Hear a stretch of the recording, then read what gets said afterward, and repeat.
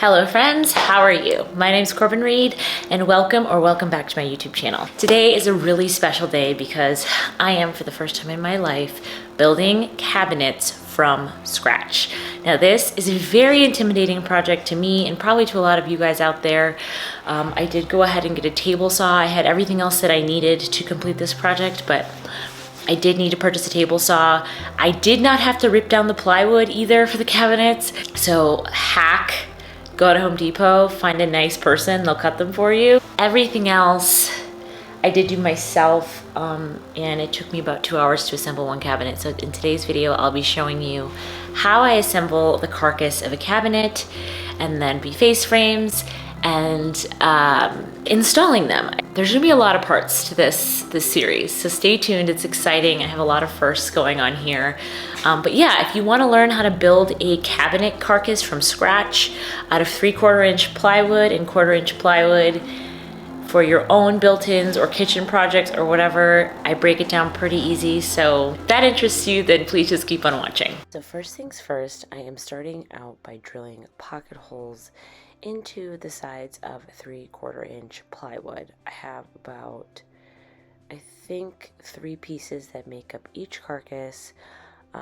The back will get a 1/4 inch, and then there will also be 3/4 inch supports that I add on later. But the pocket holes, I'm using a Craig jig, which you can set the thickness of the board, and then you automatically have the drill bit set to a length where it doesn't drill through the plywood, and you get these really strong joints. And then you use 1 1/4 inch pocket screws to attach the 3/4 inch plywood pieces together.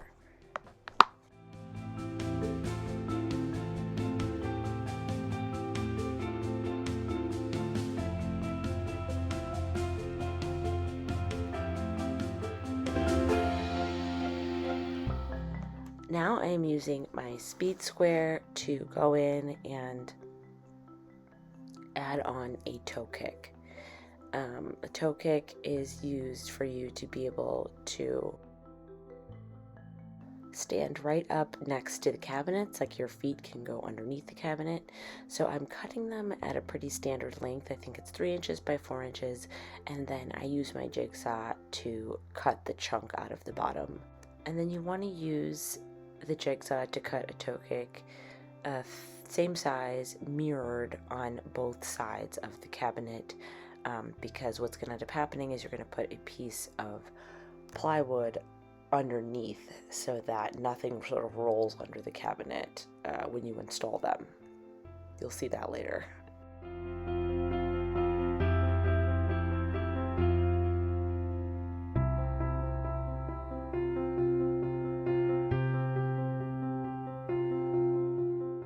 Next up, I am using these right angle corner clamps. They're metal corner clamps that I got off of Amazon. These are lifesavers if you are putting the cabinets together yourself, because they act as an extra set of hands.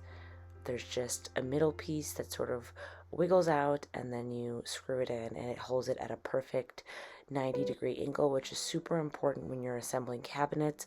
You want to make sure everything is square, and these right angle corner clamps will get a perfect right angle every time.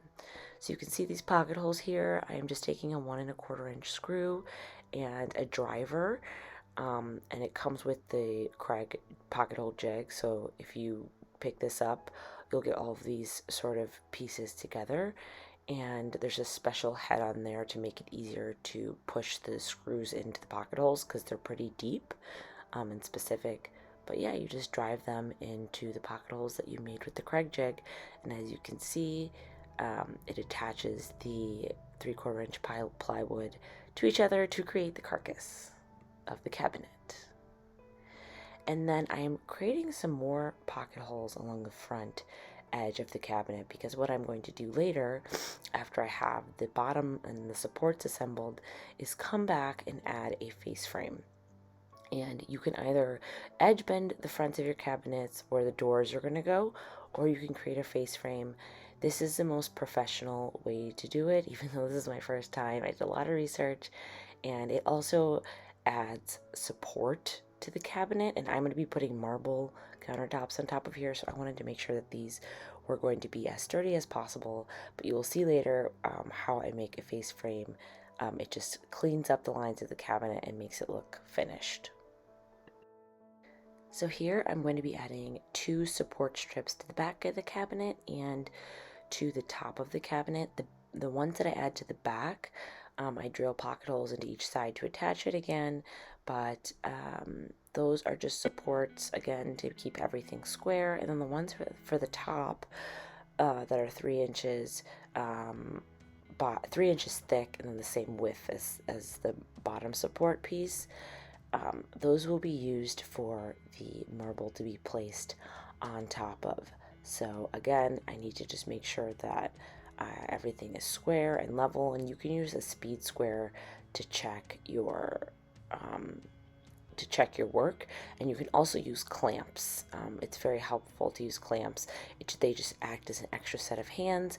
I got these ones off of Amazon. They're about 36-inch clamps. They're great. They come in a pack of 2. I will leave all of the tools that I used linked down below for you. Also, this little table that I'm working on is really great. It's called a boba, and it expands and folds pretty easily, so I'll leave that link below as well in case you're like me and can't have like a permanent work table set up in your garage and you need to be able to just put it away. You expand this and then you pop a 3/4 inch piece of plywood on top, and you have a work surface, which is awesome, that you can just easily put away when you're done, and it is incredibly sturdy.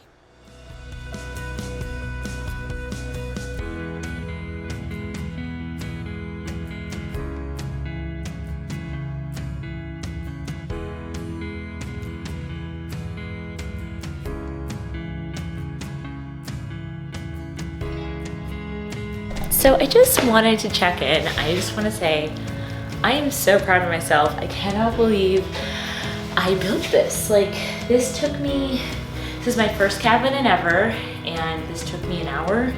I am really, really proud of myself. And, but yeah, you guys, I'm so psyched about this. I think it turned out beautiful. It feels super sturdy, and the next thing that is gonna be for me to do is to build a face frame for the cabinet. So stay tuned for part 2 of this video where I show you how to build a face frame for my buildings. So I want to take a quick second to thank Teddy Blake for sponsoring this portion of today's video. If you've been following my channel for a while, then you probably love natural, luxury, high-end materials, but you also respect and love getting these things at a fair and reasonable price. The awesome thing about Teddy Blake is they have created a luxury brand of handbags that come in some really neutral, beautiful colors that will match the aesthetic of your home. And they have Italian designers that create handbags from well-known luxury brands that create designs for every style choice, and they've worked really hard to develop new unique designs while also trying to keep the price point at affordable levels. They're made with luxurious leather from Italy's finest pelletaries, dyed and treated to withstand the test of time and maintain a luxurious look. If you are interested in this bag, I have a code down in the description box for $30 off a Teddy Blake bag, TB Corbin 30. So thank you again to Teddy Blake for sponsoring that portion of today's video. Alright, so here I am ripping down some pre-primed pine boards that I already had in my garage. I did not want to go back to the hardware store. These come about 3.5 inches thick. So I'm ripping off about 1.5 inches to make them 2 inches to match the framing size that I need on my table saw. This is a great table saw by Craftsman. It's portable. I'll leave it linked down below. And then after I've ripped down to the right width, I am drilling pocket holes into the fronts because I am going to attach these at a right angle and then attach them to the cabinet fronts, and you will see how I do that in just a moment.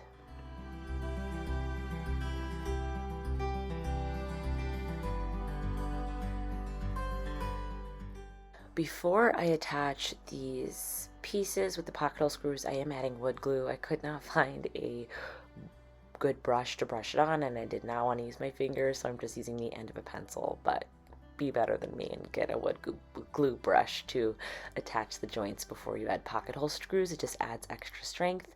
And then once again, I'm going in with my right angle clamps to make sure they're perfectly at a right angle and they stay in place while I am drilling using the driver to screw in the screws.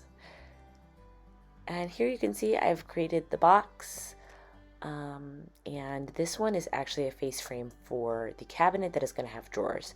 So I'm just using a wood spacer at the length that I want the openings for the drawers to be, to make sure that everything is perfectly even, and then just marking it and placing it there, adding pocket hole screws to attach it to the rest of the face frame.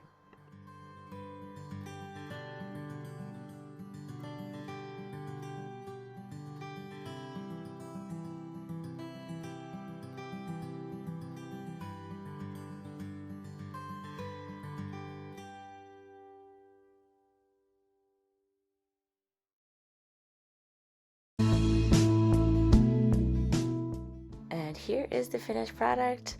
I am just going over to show you this is what it will look like when it is attached to the cabinet. I already attached one there in the middle, and then those are the two on the sides. And now you can see that those pocket holes I made in the beginning of this video are being used. They're on the side of the cabinets where the toe kicks are. They're being used to attach that wood frame to the front of the cabinet to create that really nice finished look. And then here I'm just taking a 1/4 inch piece of plywood and nailing it in with finishing nails to the back of the cabinet so that when this goes up against the wall, it is closed in. And this just keeps the cabinet lighter.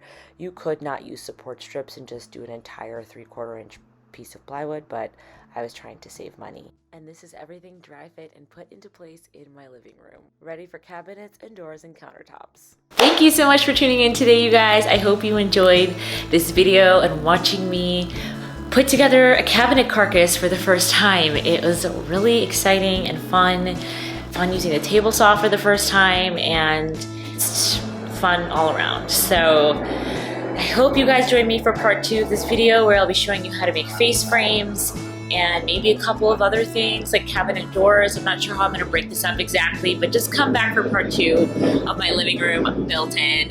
Sorry, there's a plane. And yeah, you guys, I'll see you in the next video. And be sure to hit the subscribe button if you haven't already hit the subscribe button, so you can follow along for this built-in series and just everything else that I'm up to. Also, be sure to follow me over on Instagram, where I share more minute-to-minute content of my DIY projects, but also of my interior design inspiration and other things. So yeah, you guys, I'll see you in the next one. Bye.